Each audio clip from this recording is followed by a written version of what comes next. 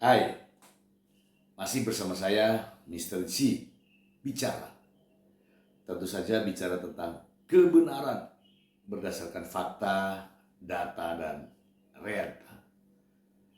Teman-teman, kasus yang menjerat Ahmad Zoni, yang meskipun sudah divonis oleh hakim 7 tahun penjara dan denda 1 miliar rupiah substitusi dengan pengganti 190 hari, masih banyak menimbulkan pertanyaan-pertanyaan. Begitu banyak masyarakat yang bertanya-tanya, kok sampai setinggi itu gitu ya. Supaya tidak menjadi fitnah teman-teman, saya langsung bacakan untuk Anda berikut. Dari Detik News, 8 fakta Ahmad Zoni divonis 7 tahun penjara karena jualan. Mantan artis Muhammad Amar Akbar alias Ahmad Zoni dijatuhi hukuman penjara dalam kasus penjualan di dalam rutan Salemba. Ahmad Zoni divonis 7 tahun penjara atas ulahnya tersebut. Vonis Ahmad dibacakan dalam sidang putusan di Pengadilan Negeri Jakarta Pusat Kamis 23 April 2024. Vonis Ahmad Zoni lebih rendah dibandingkan tuntutan jaksa, yaitu 9 tahun penjara. Hakim menyatakan Amar bersalah melanggar pasal 114 ayat 2, junto pasal 132 ayat 1 Undang-Undang Nomor 35 Tahun 2009 tentang narkotika terkait kasus penjualan di dalam rutan. Ingat ya, di dalam rutan. Hakim menyatakan perbuatan Ahmad Zoni dapat merusak generasi muda. Ingat ya teman-teman ya, di rutan Salemba perbuatan Ahmad Zoni dapat merusak generasi muda. Ingat itu, ingat itu. Berikut adalah 8 fakta Ahmad Zoni divonis 7 tahun penjara. 1. Mantan artis Muhammad Amar Akbar alias Ahmad Zoni divonis hukuman penjara. Hakim menyatakan Amar bersalah dalam kasus penjualan di dalam rutan Salemba. Mengadili menyatakan terdakwa Muhammad Amar Akbar terbukti secara sah dan meyakinkan bersalah melakukan tindak pidana pemufakatan jahat tanpa hak dan melawan hukum, menjadi perantara jual beli narkocoy golongan 1, beratnya melebihi 5 gram, sebagaimana dakwaan primer, ujar Ketua Majelis Hakim. Menjatuhkan pidana kepada terdakwa Muhammad Amar Akbar dengan pidana penjara selama 7 tahun. Hakim juga menghukum Ahmad Zoni denda 1 miliar rupiah, subsidiar 190 hari kurungan. Hakim menyatakan Ahmad Zoni bersalah melanggar pasal 114 ayat 2, junto pasal 132 ayat 1 Undang-Undang Nomor 35 Tahun 2009 tentang narkoba. Dalam perkara ini Ahmad Zoni divonis bersama 5 orang terdakwa lainnya. Berikut nama lengkapnya. Terdakwa Asep bin Sarikin divonis 4 tahun penjara dan denda 1 miliar. Terdakwa 2 Ardian Prasetyo bin Ari Ardih divonis 5 tahun penjara dan denda 1 miliar rupiah. Terdakwa 3 Andi Mualim alias Koh Andi divonis 6 tahun penjara dan denda 1 miliar rupiah. Terdakwa 4 Ade Chandra Maulana bin Mursaleh divonis 4 tahun penjara dan denda 1 miliar rupiah. Terdakwa Muhammad Rivaldi divonis 6 tahun penjara dan denda 1 miliar rupiah. Ini hal-hal yang memberatkan. Hal-hal yang memberatkan. Majelis hakim menjelaskan hal-hal yang menjeratkan vonis 7 tahun Ahmad Joni di kasus penjualan narkoba di Rutan Salemba. Hakim menyatakan perbuatan Ahmad Joni dapat merusak generasi muda. Ingat teman-teman, ini tolong digarisbawahi ya. Merusak generasi muda. Ini akan jadi pembahasan ya. Perbuatan para terdakwa dapat merusak masyarakat, khususnya efek kerusakannya yang timbul bagi generasi muda akibat penyalahgunaan narkoba. Tak hanya itu, hakim menyebut Ammar tidak berterus terang di persidangan. Hal memberatkan lainnya adalah Ammar tengah menjalani pidana. Ingat ini baik-baik. Para terdakwa tidak berterus terang di persidangan dan para terdakwa sedang menjalani pidana. Hal yang meringankan. Sementara itu, hal yang meringankan vonis yakni Ammar bersikap sopan di persidangan. Ammar disebut hakim menyesali dan berjanji tak mengulangi perbuatannya. Para terdakwa menyesal dan berjanji tak mengulangi lagi. Para terdakwa masih muda dan diharapkan memiliki kesempatan untuk menjadi lebih baik. Ini hal yang meringankan. Tak ada asesmen. Hakim tidak memerintahkan Ammar dilakukan asesmen dalam perkara penjualan narkoba di Rutan Salemba. Hakim berpendapat asesmen hanya dilakukan kepada terdakwa yang memiliki dugaan kuat sebagai penyalahgunaan atau pengguna narkoba.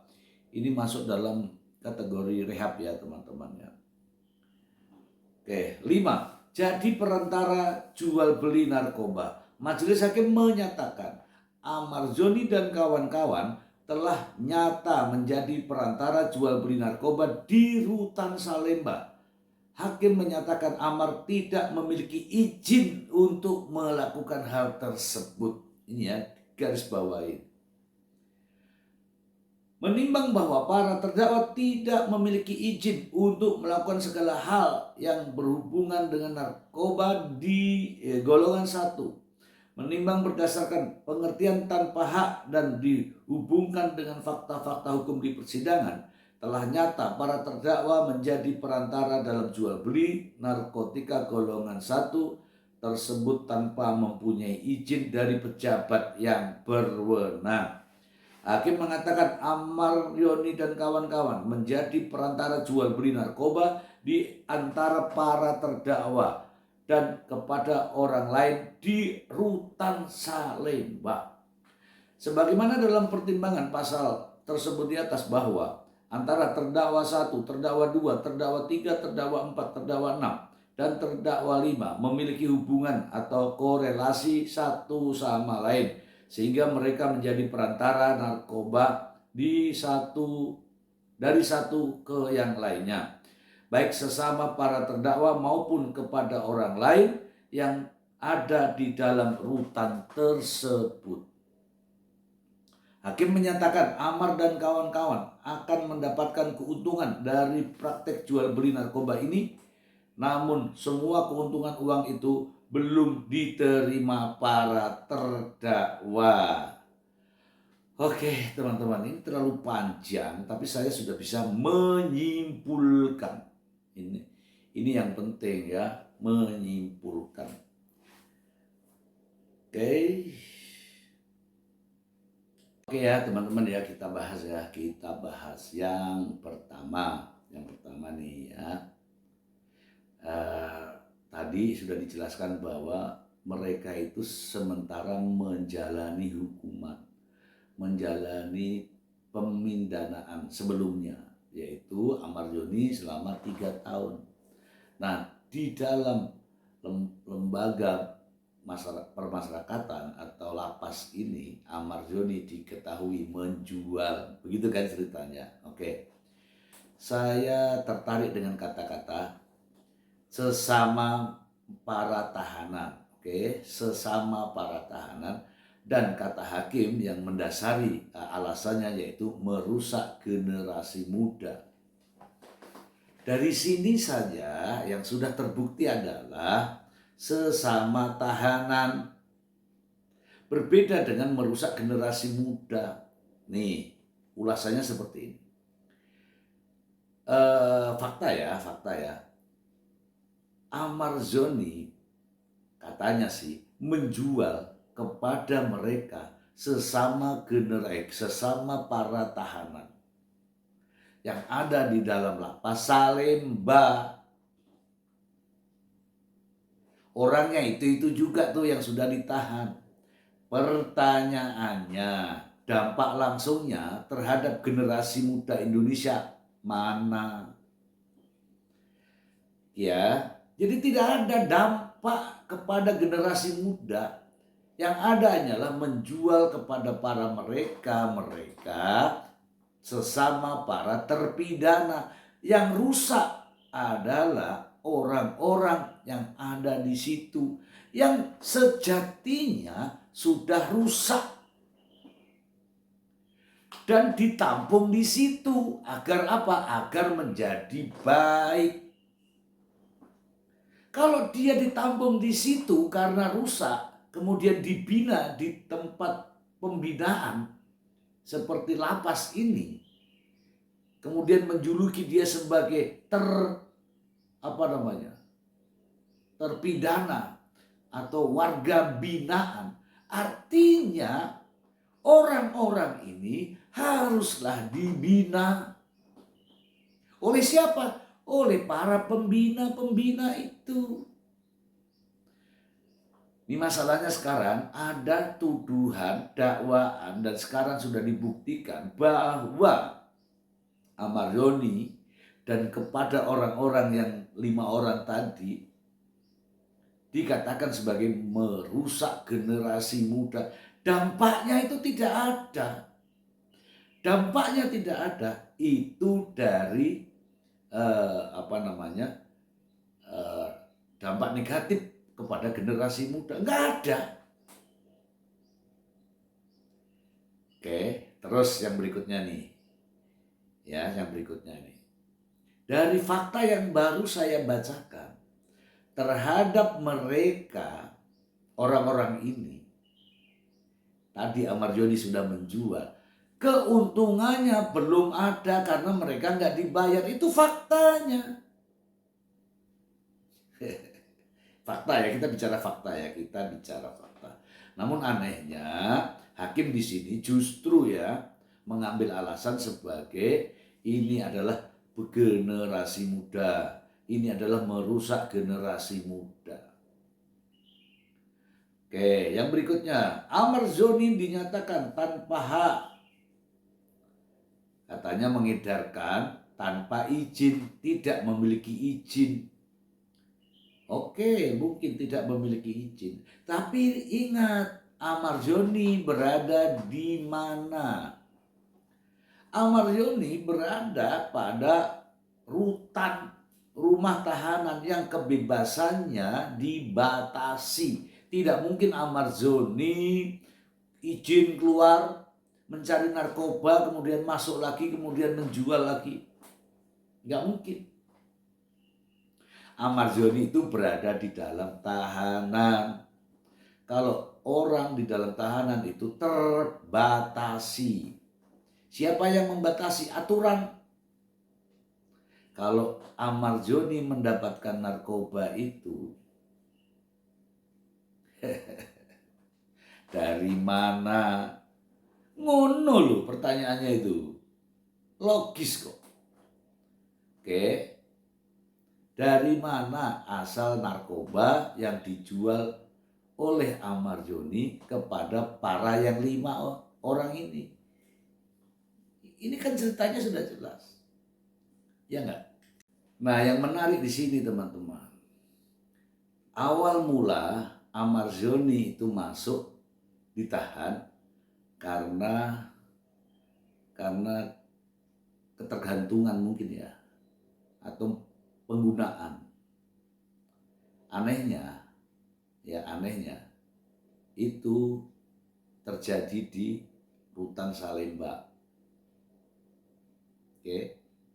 Nah, di Rutan Salemba pula Ahmad Zoni belum bebas tuh.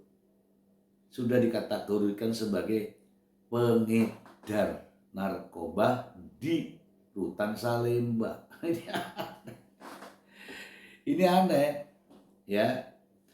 Coba lihat statusnya Ahmad Zoni. Statusnya Ahmad Zoni adalah warga binaan yang tidak bisa kemana-mana. Warga binaan artinya dia harus dibina. Selanjutnya, kalaupun toh dia mendapatkan barang itu, barang haram itu, narkoba itu dari mana? Dari mana? Itu pertanyaannya itu tidak mudah itu untuk dijawab itu, karena mesti ada orang-orang yang risih dengan pertanyaan ini. Oke, sekarang nih, barang itu dijual kepada siapa? Jangan mengatakan generasi muda, ini dijual kepada sesama warga binaan. Apa korelasinya secara langsung terhadap generasi muda? Nggak ada. Tidak ada. Ini Ahmad Zoni ya menjual kepada pangsa pasarnya di dalam. Kalau di dalam itu adalah warga binaan. Kalau warga binaan itu tergantung siapa yang membina. Oke? Jadi dampaknya tidak ada. Justru dia, kalau dari golongan mereka ini ya, orang-orang yang kecanduan, ngutang sama dia nih. Iya kan, karena belum dibayar, ngutang. Yang orang-orang kecanduan ini jadikanlah pemakai divonis juga itu. Kalau di kasus ini ya. Ya, kasus ini. Kalaulah ini benar teman-teman, kepada siapa dia sebenarnya menjual? Ya, kepada warga binaan. Kepada warga binaan. Tidak ada kepada orang di luar. Nah, kalau di luar lain lagi kan urusannya, mungkin masih kita bisa ini ya. Jadi kalau seperti ini Ahmad Zoni bukanlah penyebab terhadap orang-orang ini yang generasi muda ini. Terhadap rusaknya generasi muda, tidak. Ahmad Zoni menjual kepada orang sakit yang memang sudah sakit, yang harus dibina di dalam rumah tahanan Salemba. Orang-orang sakit, bukan generasi muda yang sehat seperti saya. Ahmad Zoni menjual kepada orang-orang yang sakit. Ya karena dia sakit, harus dibina. Yang bertanggung jawab adalah pembinanya. Nah disinilah ya teman-teman ya, ada orang-orang lain ya yang nampaknya nih sedang memanfaatkan peran Ahmad Zoni sebagai warga binaan untuk memberikan penjualan ya barang haram tadi kepada warga binaan lainnya. Karena tidak ada warga non binaan yang terlibat. Tidak ada. Tidak ada generasi muda yang sehat seperti saya ini. Saya generasi muda atau generasi apa ya? Nggak ada. Nggak ada. Jadi kalimat pertimbangan hakim bahwa merusak generasi muda itu tidak ada. Tidak ada, karena faktanya memang dia menjual kepada orang yang sedang sakit di rumah tahanan Salemba, karena memang sudah sakit sebagai terpidana atau warga binaan. Sekarang pertanyaan berikutnya muncul. Siapa yang menjual kepada Ahmad Zoni? Di sini ada akses. Sekarang ada akses. Bukan Ahmad Zoni yang keluar untuk mencari barang, bukan. Itu pertanyaannya. Oke. Nah, teman-temanku, dari sini saya melihat ada sesuatu keanehan. Melihat Ahmad Joni didakwa sebagai pengedar, sementara barang itu asalnya tidak jelas dari mana, tidak disebutkan. Kemudian pada saat ditetapkan Ahmad Joni sebagai pengedar, barang bukti itu ada di mana?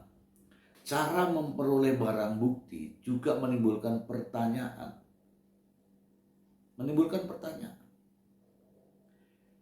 Kan tidak ada padanya pada saat itu. Memang ada di kamarnya.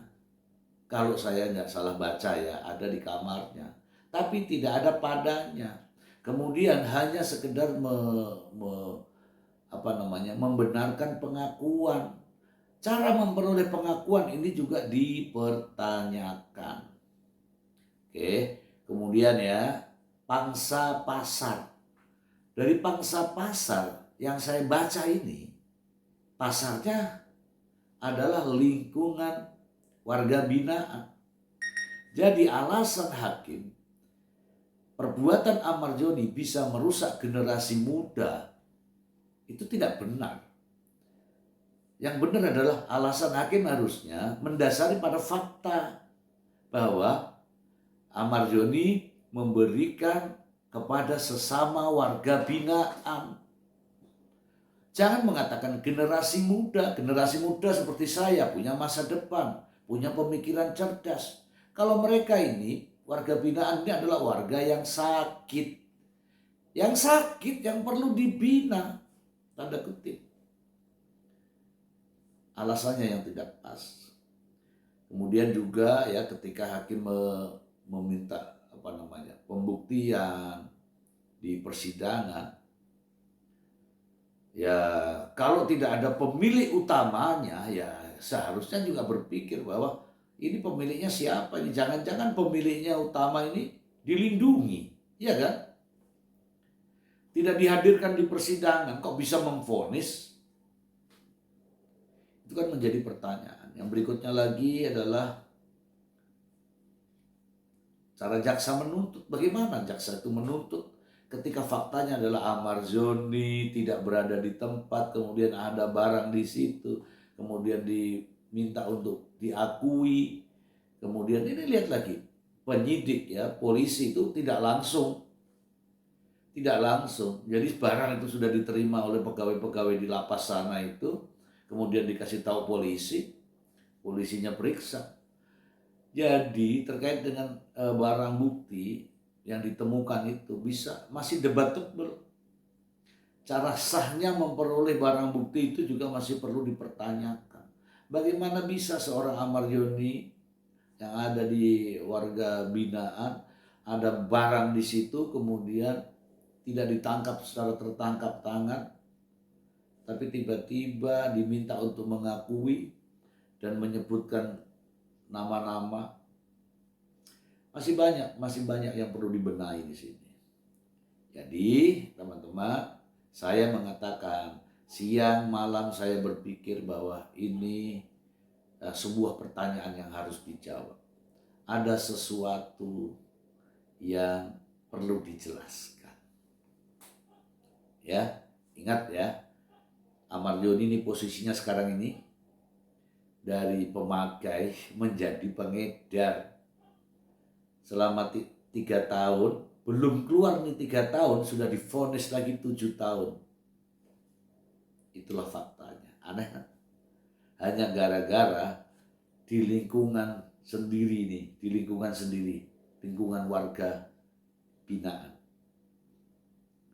Itu aja dari saya. Kita akan ulas nanti ya.